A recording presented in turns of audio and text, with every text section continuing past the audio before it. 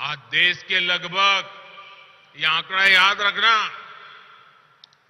हम जब सरकार में आए थे तब 3 करोड़ घरों में, आज देश के लगभग 11 करोड़ ग्रामीण परिवारों के घरों में नल से जल आने लगा है।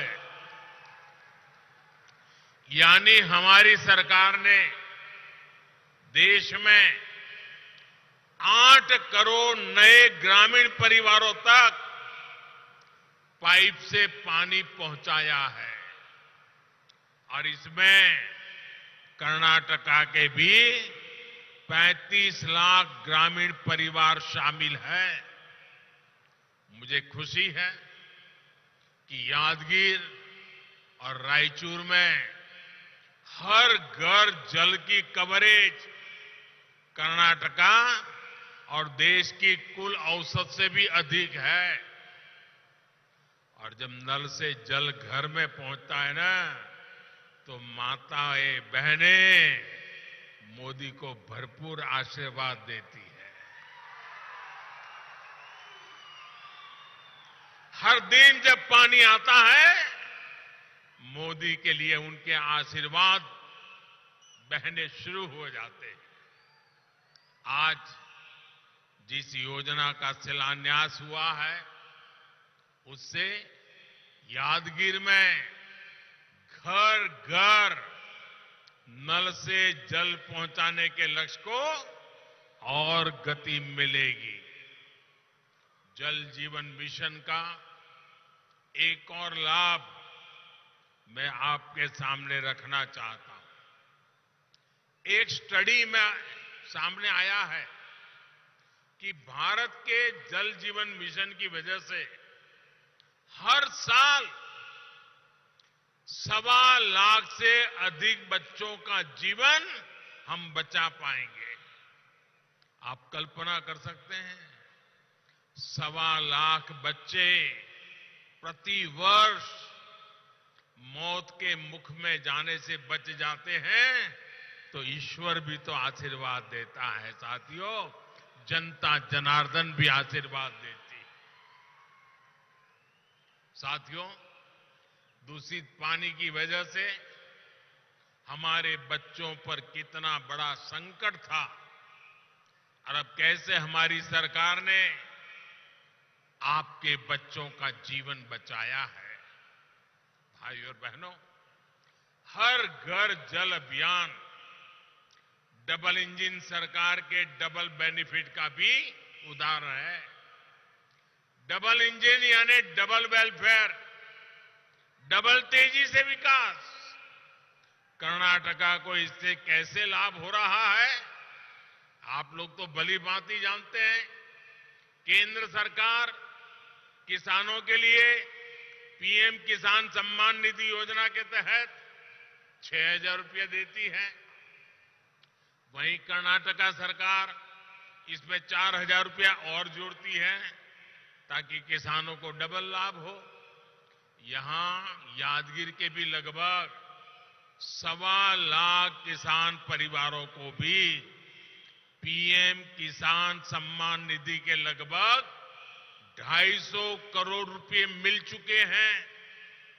साथियों, केंद्र सरकार नई राष्ट्रीय शिक्षा नीति लाई है।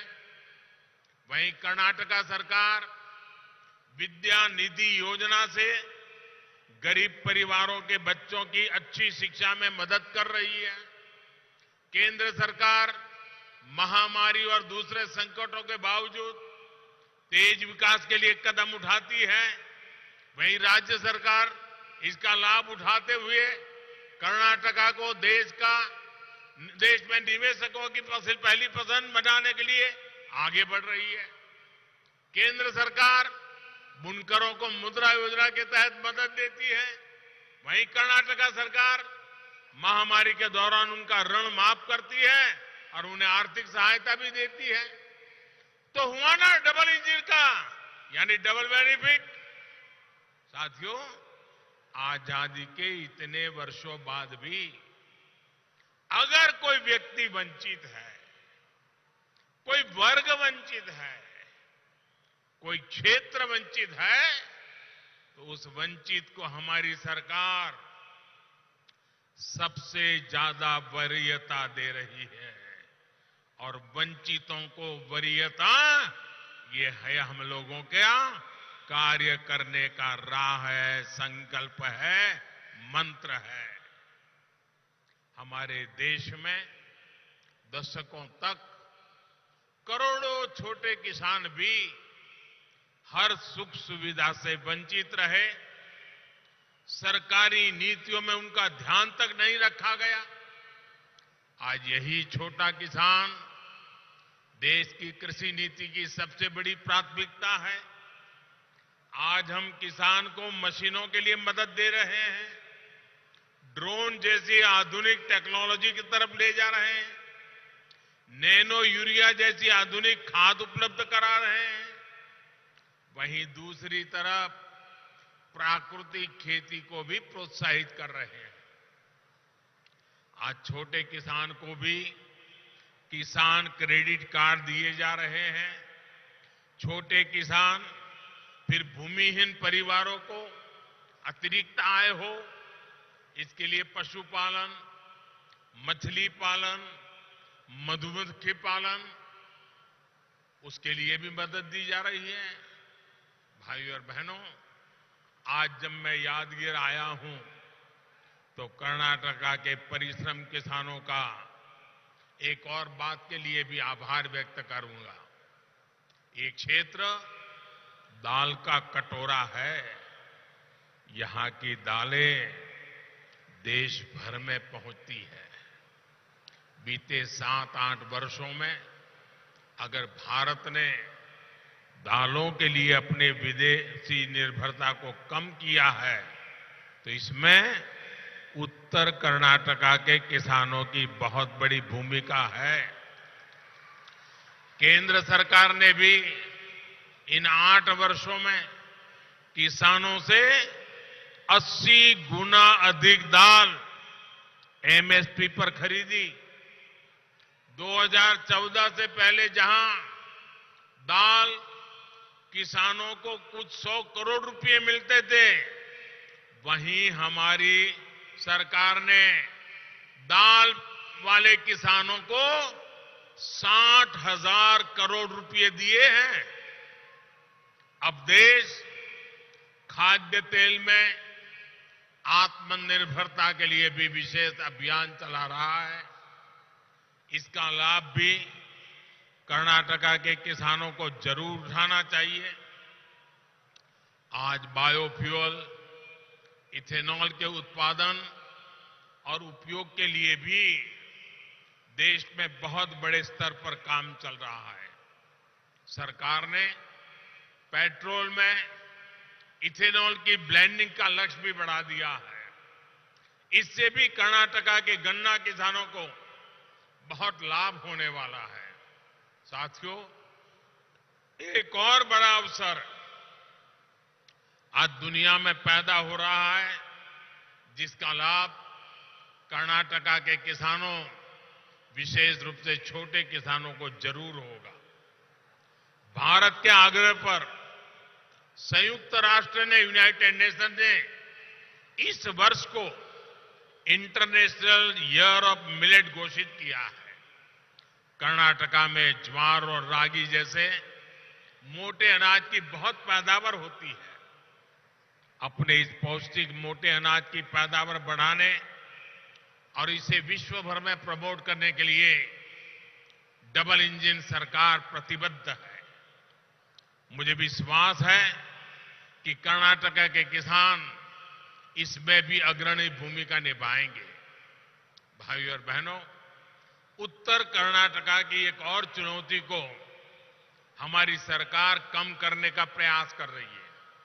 ये चुनौती है कनेक्टिविटी की। खेती हो, उद्योग हो या फिर पर्यटन, सभी के लिए कनेक्टिविटी उतनी ही जरूरी है। आज जब देश कनेक्टिविटी से जुड़े इंफ्रास्ट्रक्चर पर बल दे रहा है, तो डबल इंजन सरकार होने के कारण कर्नाटका को भी इसका अधिक लाभ मिल पा रहा है। सूरत चेन्नई इकोनॉमिक कॉरिडोर का लाभ भी नॉर्थ कर्नाटका के एक बड़े हिस्से को होने वाला है। देश की दो बड़े पोर्ट सिटी के कनेक्ट होने से इस पूरे क्षेत्र में नए उद्योगों के लिए संभावनाएं बनेगी। नॉर्थ कर्नाटका के पर्यटक स्थलों, तीर्थों तक पहुंचना भी देशवासियों के लिए आसान हो जाएगा। इससे यहां युवाओं के लिए रोजगार और स्वरोजगार के हजारों नए अवसर बनेंगे। इंफ्रास्ट्रक्चर और रिफॉर्म पर डबल इंजन सरकार के फोकस के कारण कर्नाटका निवेशकों की पसंद बन रहा है। भविष्य में ये निवेश और बढ़ने वाला है, क्योंकि भारत में निवेश को लेकर पूरी दुनिया में उत्साह है। मुझे विश्वास है कि नॉर्थ कर्नाटका को भी इस उत्साह का भरपूर लाभ मिलेगा। इस क्षेत्र का विकास सबके लिए समृद्धि लेकर आए, इसी कामना के साथ फिर एक बार इतनी बड़ी तादाद में आकर के हमें आशीर्वाद देने के लिए मैं आपका धन्यवाद करता हूं और इस अनेक अनेक विकास की योजनाओं के लिए आपको बहुत बहुत बधाई देता हूं। भारत माता की, भारत माता की, भारत माता की बहुत बहुत धन्यवाद।